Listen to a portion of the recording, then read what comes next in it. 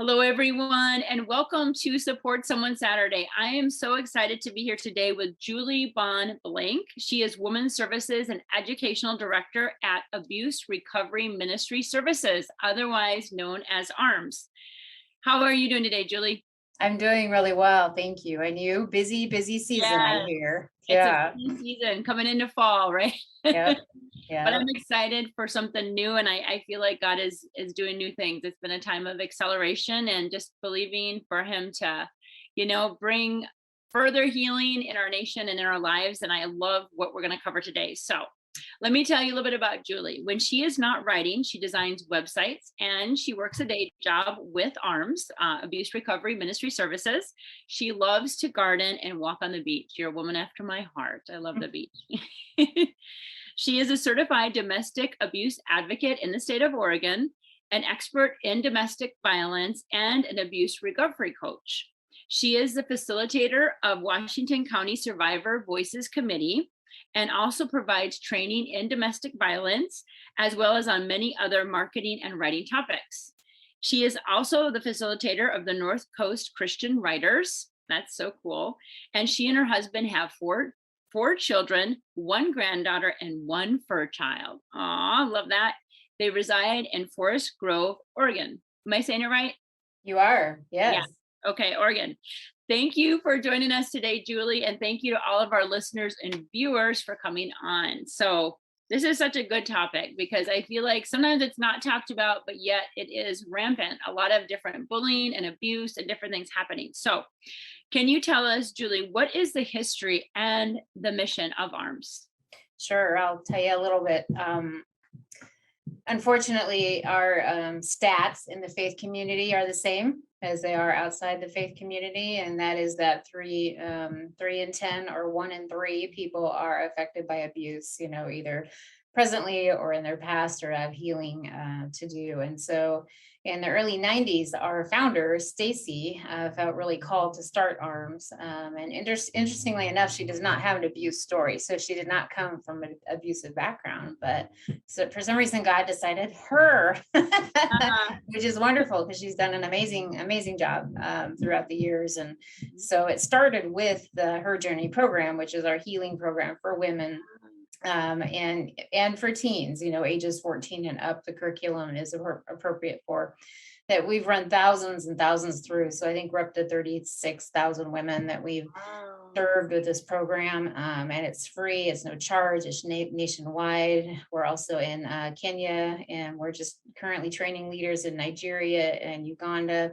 We're in Canada now as well, and getting the word out has been important. And then, as they were working so hard on this Her Journey program, they really felt, she and her husband felt that they were only addressing half of the problem. Obviously, right? I mean, ideally, we would love to prevent abuse in the first place and work us all out of a job. That would be the best goal, ever. Sure. Because you've got to deal with the intervention part of it as well. So then they developed 2 programs called, one is called Mankind and one is called Virtue. And Mankind is for men who have been controlling and abusive, and Virtue is for women.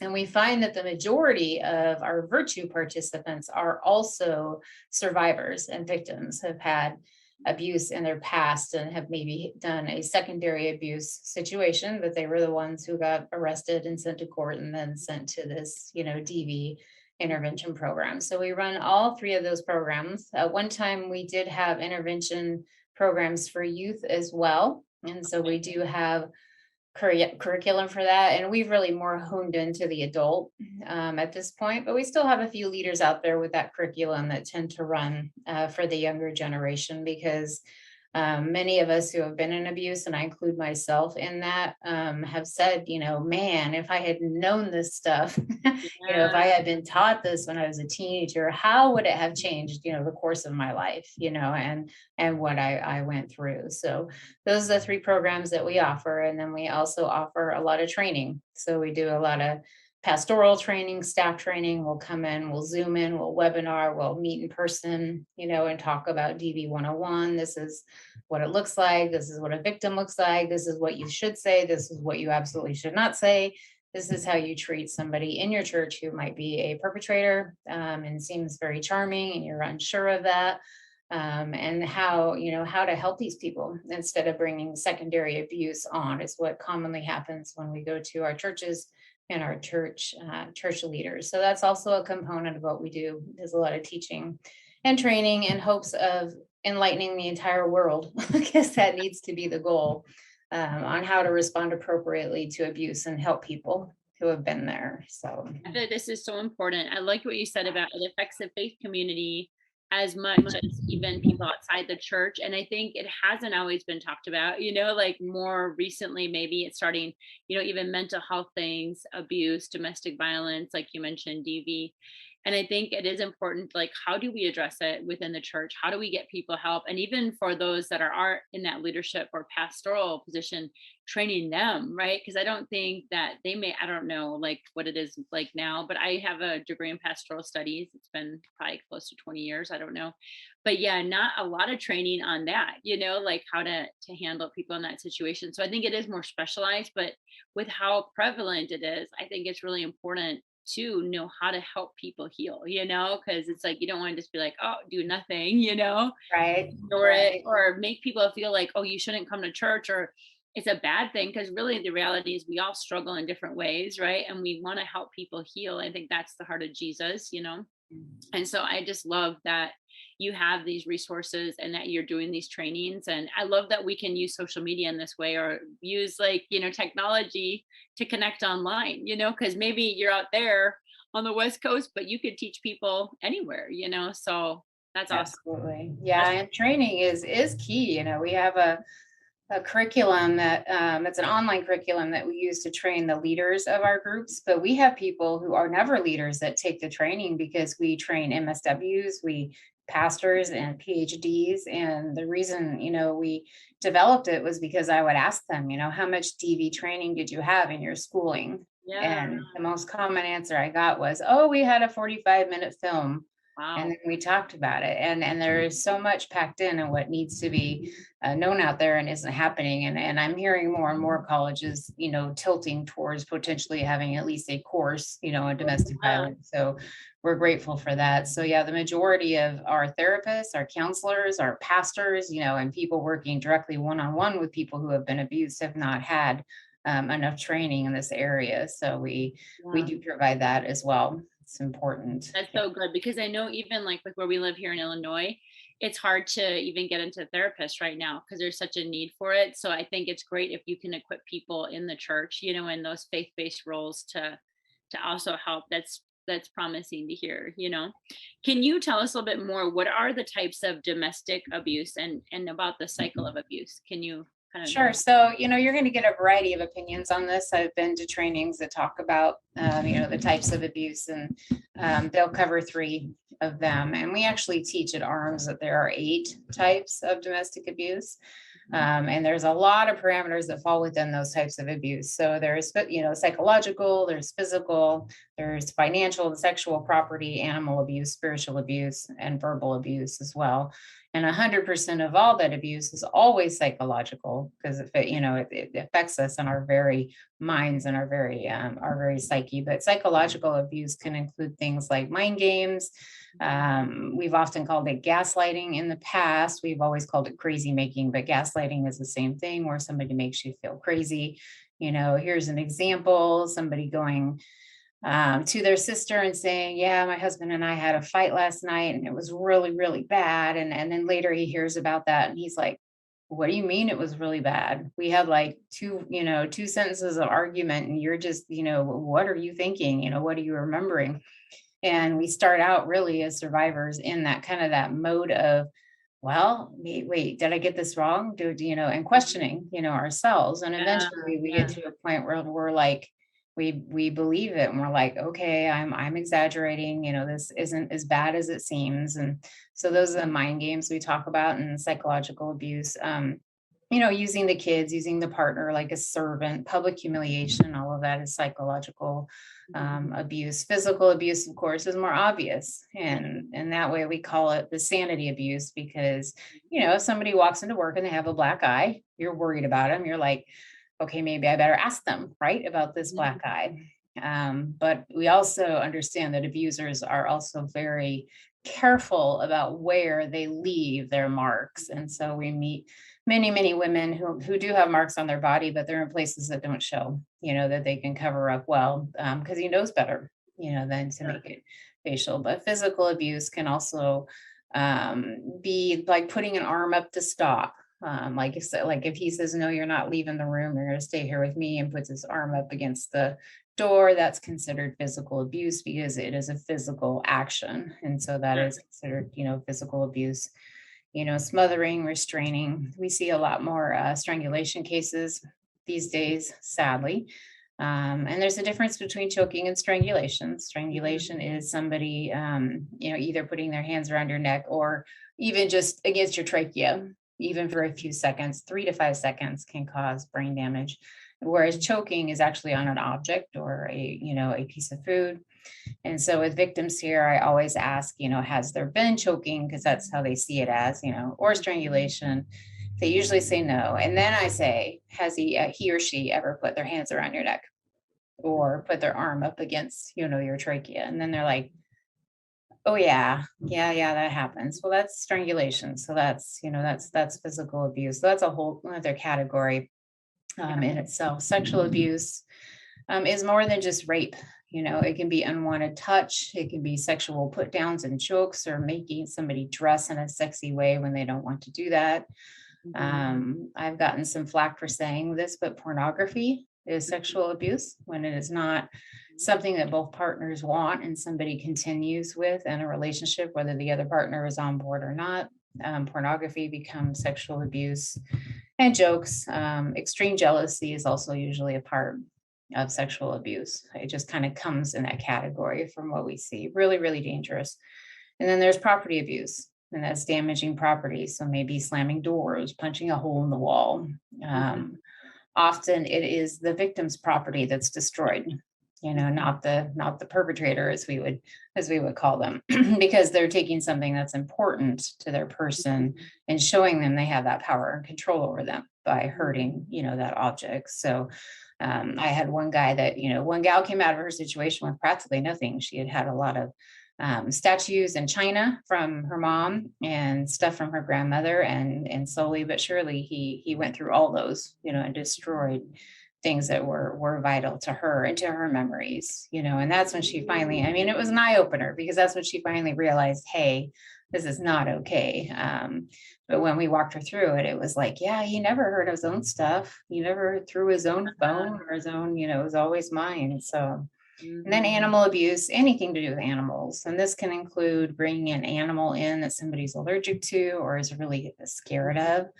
It can include paying more attention to the animal than to the partner. It can include kicking, hurting, threatening the animal in any way, shape, or form. Spiritual is a big one that we see, and we also see it in our churches. So we see a lot of misuse of scripture and those verses that talk about submission and headship, which have been preached to us for years and years, but preached to us in the wrong matter. The verses that talk about wives submitting to their husbands starts, the entire chapter starts with, we need to submit to each other. Mhm. And you submit when you're in a safe environment. We do it, we do it at traffic lights, right? We do it when we're standing in a store. We do it for protection and order, but only when we're being led in a safe and a right direction. And it's a very mutual piece of a relationship. And so there's a lot of misuse of scripture. Another common one is if the survivor is a woman with her husband going to the pastor first, saying, Mhm. you're going to hear from my wife. I just need you to know she's got mental health problems. She's been struggling with depression. Do not believe what she says. She's like out of it. She's crazy. And then by the time she goes to the pastor's like, well, okay, Yeah. we'll try to help you. But, in his head, he's like, I hear you have mental health problems and we need to, Mhm. deal with that. So that's also spiritual abuse. Making somebody go to church when they don't want to, or maybe a church they don't want to go to, or not going to church. Those can all Mhm. be spiritual abuse. And then there's financial. It can be controlling the money completely, or it can be making you be in control of the money. Because what happens then is that person misspends, right? there's no money left. And they're like, well, you're in charge of the checkbook. So, how could you, let this happen? So any kind of receipt accounting. I have a friend still in her situation that has to go to the grocery store with a list that he's approved. If Mhm. she varies from the list, if she is at the store and decides, oh shoot, I'm out of shampoo or something and grabs it, there's consequences when she gets home. Mm. Every penny accounted for. And that's, how it is. That's financial abuse because, somebody who truly loves you is going to be get what you need. You need shampoo, of course you need shampoo. Get Yeah. shampoo. And then verbal, of course, is, put downs, jokes, name calling, shouting, swearing, threats, any of that that's verbal, continuing arguing. And actually, the silent treatment is also a form of verbal abuse, not using verbal. So, those are the 8 types that we teach here at ARMS, which goes way into more detail than many programs do. But that's what we see. And that's Yeah. what we feel That's is the helpful because how do you know you might not even realize something until you hear about it, like, hey, this right. is actually a form of abuse. So it kind of validates you if you're going through that or someone that's going through that. So I think it is important, to talk about, exactly what are these different types and what comes under that category. Um, Mhm. I know that you have a little bit of a story. I don't know how much you want to share, but it would be great just to hear from you on your background and kind of what led you to get involved with helping women recover. And I'll let you take it Sure. from here. Sure. Yeah. Yeah. God called me into it really specifically. And that's not a part of everybody's healing process, but it is part of mine. So, um I've been working most recently on a timeline of my abuse because my major abuse came with my first marriage. That was 17 years. And as I look back, I also used some abusive behaviors to deal with things. But as I looked further back, there were relationships even before I got married that were abusive. I chose boyfriends that were abusive. And when I realized this, I realized, there's a problem here. There's a problem in here. I have to get this resolved so that I can, move on and be healthy because I truly feel like you can't live abundantly in abuse, Mhm. and that's God's desire for us is to live our life, abundantly. So my husband of 17 years was not extremely physically abusive. We did have a physical incident. We did have an incident that blew everything up with a gun. It was very scary and did become sexual, but it didn't start out that way. It started out very controlling and a lot of jealousy and, no, you can't spend time with other people. You can only spend time with me. And at the time I was like, okay, I'm supposed to be a submissive wife, right? And I'm I'm supposed to do this and be obedient. And these are all the things that I had, grown up learning about a Christian environment. And so I worked really hard, to do that. So, we had 3 kids, and my husband also had a secondary issue of addiction.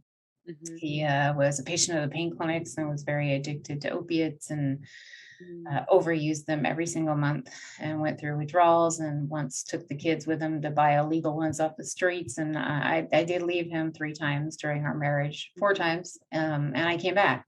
Um, and when I came back, I felt like I was supposed to come back, I was supposed to be Jesus's hands in this situation for some reason and come back and bear this. But, now my learning has told me differently, much, much differently. So, I'm kind of type A and I marched into these her journey classes because I'm like, I'm going to teach these women that, it doesn't have to be this way and that, God doesn't want abuse in their life. And as I left each lesson with tears pouring down my face, I was like, okay, I've got a little more healing, to do Mhm. before I lead. And I did. And I had a very patient leader who I think saw that, in me and walked me through these things. And so I actually started, it's been 11 years now. I actually started leading her journey groups and helping women through it. And then I came on staff officially, 4 years or so again Yeah. ago as their women's director, and I do the marketing as well.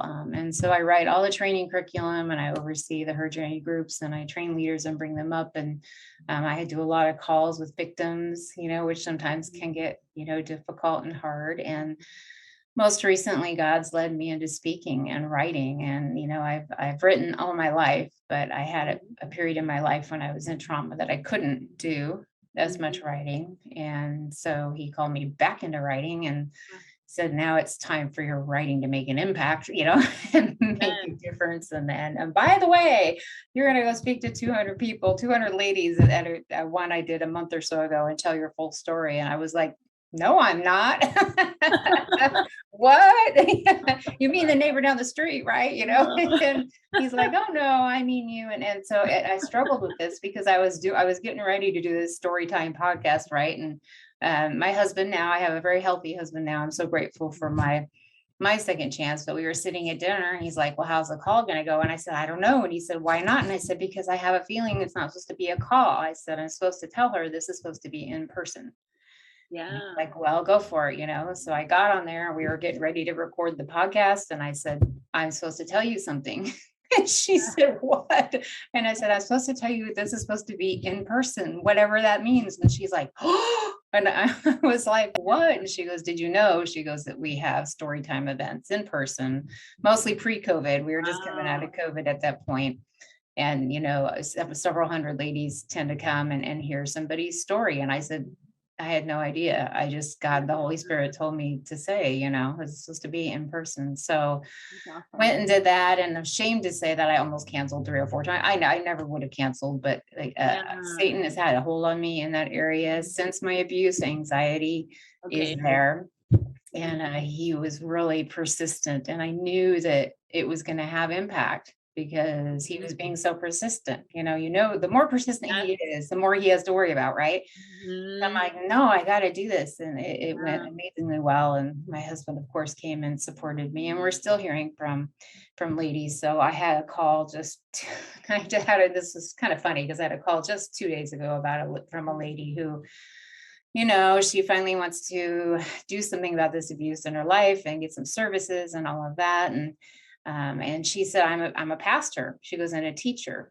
And I said, well, I would bet, I said, as you work on your healing, that God might call you back to some of that. And I told her about, the story time event. And she went, oh, that was you. And I'm like, yeah. And she said, I wasn't there. She goes, but my friend was there taking screenshots of your presentation and telling me to get in the car and get down there to come down and hear you. And she didn't. I said, well, I'll send you the recording.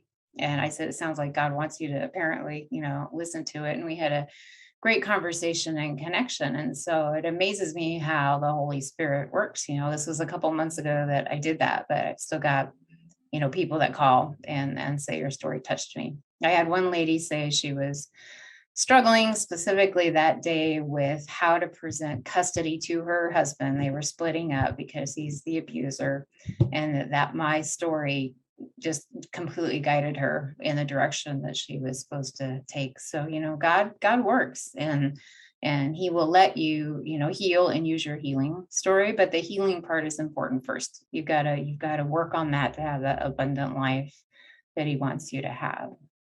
That's so good, Julie. I love what you shared. It's so inspiring. It gives people hope. I mean, even for me, I grew up in a family of origin with domestic violence.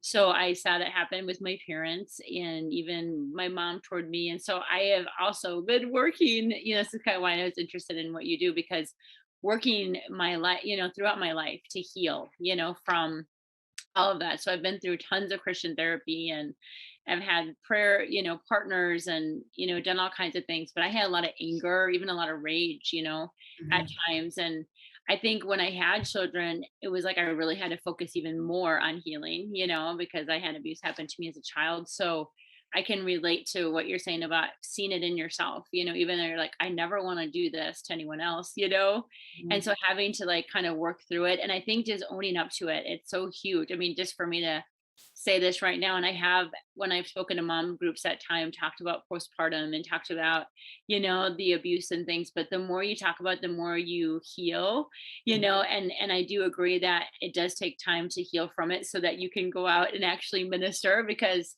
if you're not ready, that could be really hard. A lot of triggers, right? If you're trying to help others heal and you haven't really healed.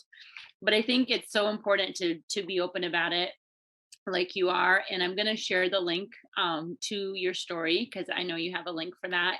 So I'll put that on as well, and people can check out your full story if they'd like. And I think it's awesome. I just want to give you credit, for letting God heal you and then going back to help others. God is good, right? Yes. Oh, okay. So say someone is watching us right now or listening and they're like, man, I can relate to what Julie's talking about and I really need some help. Maybe you talked about these different types of abuse. Like, what would you suggest they do? How can they get help? What would their next steps be? Mhm. Education is key. And first of all, I want to say I'm really sorry that you had that growing up. Thank Yeah. you. Thank you. So I would go to, not that I'm biased, but I would go to our website because we have a lot of resources there. And it's just abuserecovery.org. And then there's a resources tab. Huge, incredible articles, and not just types of abuse, but also the cycle of abuse and how it happens that we talked about earlier. There's a good article in there and how the church responds to abuse and how we need to get so much better at that.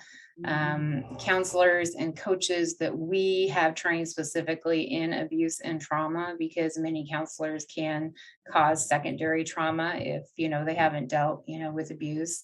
And so, learning is key.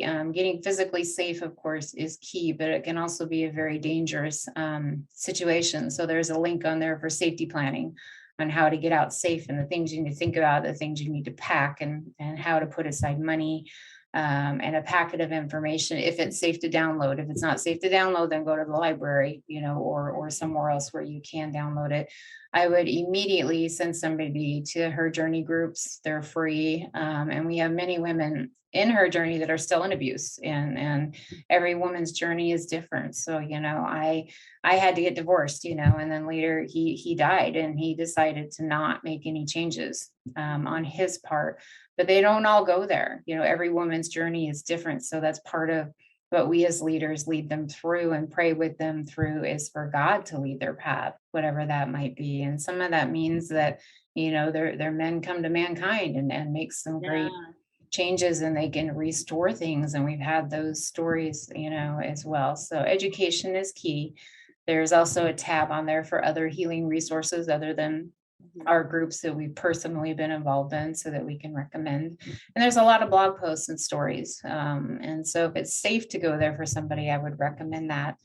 I would recommend, if you need to, physical resources like shelter, or grants, or, food, money, or help with your kids, that you call your local domestic violence resource, wherever that is in your county. More common now are the family justice centers or the family peace centers, which kind of bring all those services into one place. And so we have one here in Washington County, and we have one in Clackamas County, we have one in Multnomah County, and they're also all over California and East Coast as well. So they're opening more and more of those, where it's kind of a one-stop shop. You can even have court meetings from there, instead of, in the old days, we'd have to drag our kids around from the courthouse to DHS to get help, to the shelter people to get housing, to this and that, and it no longer has to be that way. So, and they can always call us. We have a whole list of resources, no matter where you're from, of people that can help and reach out for those needs. It's never too late to work on your healing. I've had ladies that have been 70, 80, 90 years old that have called and said, it's too late. I've been in it my whole life. And it's not, and 2 years later, they're like, oh, I'm so glad that I get to live the rest of my life, abuse free, and saying no and setting boundaries and saying no to abuse. And kids are another consideration. If they grow up in abuse, they are 30% plus 30% more likely to either become a survivor or a perpetrator. And as we heal, our kids heal too, whether they know it or not, because a lot of them think they don't need it, but they will heal. Mhm. And they will choose their own cycles, of course, as they go. But, true healing can break that cycle of abuse, in a family. Good. So, yeah, so those are some resources that people can always give us a call, and we're happy to help guide you as Yeah. well. Thank Yeah, you so much for sharing that. sure. I think here in Illinois, we have something called administer justice. It sounds like your family justice center. So it is lawyers, but they are Christian and they work like pro bono. So they'll give you free advice, whether Thanks. you in person or online. So yeah, that's another administer justice is here in Illinois. And they set up within churches even, where you Excellent. can meet. So yeah, that's similar. And I agree, it does help to heal. I mean, sometimes I wish that I was as healed when I started with my kids as I am now. It's like, oh man, but I think for me having my children, it forced me to heal on greater levels, like from my own abuse. And I think you do heal some, and then I thought, oh, I'm kind of healed, and then it's like, wait, there's more, Oh, there's more work to do. Like I it was, goes like this. I can't yeah, tell you how many times in my life I thought, oh, I'm healed. And then it's like, yeah, it's an ongoing, and yes, right, as we lead groups, ladies ask that, when can I really be 100% fully healed? Well, yeah, in heaven someday, and that's what it is. you'll be fully healed, but it's a work in progress, and you just got to Yeah, keep working on it, and yeah, sometimes, you go sometimes, victory to victory, strength to strength, right? amen, right, and sometimes you've got to go back to sometimes you may be doing wonderful for 2 years, and then you get a trigger, and come back to her Yeah, journey, come back to class, go back to group. It's okay. yes, It's okay that's to so good. stay. And you might even see how far you've come, when you Yeah, go that's back to good. that group and realize I realize like these that. things. So That you yeah, offer the groups. That's so good, yeah. just the support and the learning. Okay, so I know you're a writer and you wrote a book called Innocent Lives. Can you share with us a little bit about your book, and how could listeners or viewers get a copy? Sure. Yeah. Innocent Lives is more about human trafficking. Okay. I do have a free gift for your listeners, so if Ah, they'd like that, I have two free ebooks that they can download. sure, Although sure. it does include human trafficking, so be careful if that's a trigger for you. Okay. But you can just download that at innocentjourneys.com, and it's a Okay. 2-in-1 box set of short stories. And Mhm. then Innocent Lives was just born because I really, in my healing process, came out with a passion for human trafficking. And I actually was in Illinois, by the way. We lived there for four Oh, years. did you? And Okay. yeah, and Yeah. Illinois is a bit of a mecca for human Yeah. trafficking because of the Mhm. corridors, and the international airport and all of that. And Portland has that, as well. And I was one of those people that thought human trafficking was a third world problem. I really did. I had no idea. And I thought, I'm going to research this. And I did. And I met people, and I met strippers, for instance, that didn't want to be there, but they were being coerced into their partner or husband saying, we got to pay the bills, honey, and you got to do this. You've got the body. And we're there for coerced into things, prostitutes, who, I'm sorry, but who wakes up as a 5-year-old kid going to kindergarten and says, I want to be a prostitute someday, Yeah. right? You Yeah. do have people in the life, is what they call it, Mhm. that feel they are willing to be there. But if you really dig into their story, it's mostly either, drug use, that they're addicted, or they have a pimp, or there's coercion, Mhm. of some type. And then we have all these children that disappear, thousands and thousands every year. And I know that they try to tell me, and we say in the industry that, the main way people are trafficked is not through being kidnapped. It's actually through what we call an intimate partner relationship. But you know what? We don't really know that because we don't know where all these kids are, when we don't hear from them again. And so my particular book was about two gals who were kidnapped and went off on two very different journeys. One with a trafficker who was fairly kind and decent to her, was still a trafficker, but she was drawn to the other more in a brothel situation. Mhm. And it is book one of three. And so this story was kind of in my heart of kind of showing the two different spaces on where it can go Mhm. and really how redemption can occur. There's a presence of guardian angels that get them through. Mhm. They do both get through. There are side characters that don't Yeah. necessarily get through, but yeah, it's opened up to very good reviews and people waiting for book two to find out what happens to Uh, these two. So we'll see how it goes. It was living in my head and had to get out, and I've yeah. always been a writer, and I've got to write. I just don't have an option there. God Yeah. gave that to me. So I And know that's you understand awesome. that. I love that, and I love the redemption side, because there are, Yeah. like, those success stories, and I know what you're saying about human trafficking. I'm glad you brought it up because that's another topic and just a whole area that is huge, and I think it hasn't really come to light until recent years, right? Mhm. And we also support Refuge for Women here in Chicago. So if anyone is listening, that is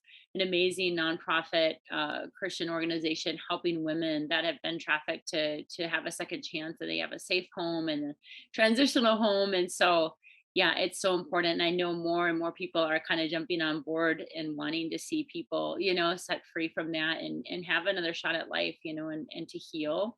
So I Mhm, think that's awesome that you're addressing it and, sharing that side. And, there are success stories out there. So thank you for mhm. talking about that, especially the kids. It just breaks my heart when you hear about that. And I think a lot of us don't realize, I think it's hard to hear, right? Like sometimes people maybe don't want to address the fact that this is going on. And you know but yeah, so I think it's good to bring the awareness because then we can all work together to see these kids rescued, so Right, thank you right. for bringing that up, Julie. I look forward to looking at your book and your resources, so I will share those links as well. Okay. Is there anything else you wanted to add or cover? You're not. Just know that there's people out here that have been there and that, maybe you're listening today and have decided finally, that you want to make something change. I tell people, I say, in my groups, I say, let's pretend we have a DVD player and a DVD of your life in 5 years. What do you want?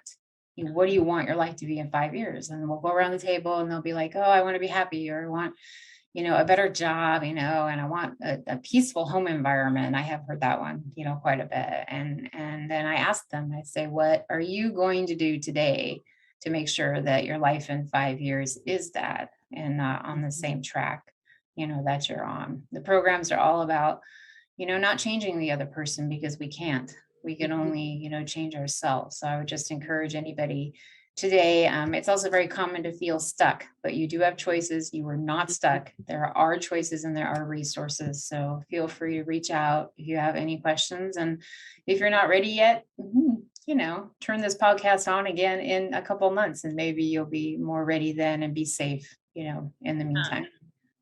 Thank you so much, Julie. I so appreciate you joining us here today on Support Someone Saturday. I feel like this has been such a timely conversation for just what our world is going through and covering these topics about domestic violence and human trafficking. So if you're out there watching or listening and you need help or you know someone else that could use some help, I want to encourage you to check out ARMS or Abuse Recovery Ministry Services. It's at abuserecovery.org. So you can go online, abuserecovery.org, and then you can find some of those resources she mentioned. And I just want to say thank you to everyone for joining us here on Support Someone Saturday. And if ever you need some help, feel free to comment or reach out. We would love to see how we can help you or pray for you and be a part of your journey to healing. So thank you, everyone. Have a blessed Saturday.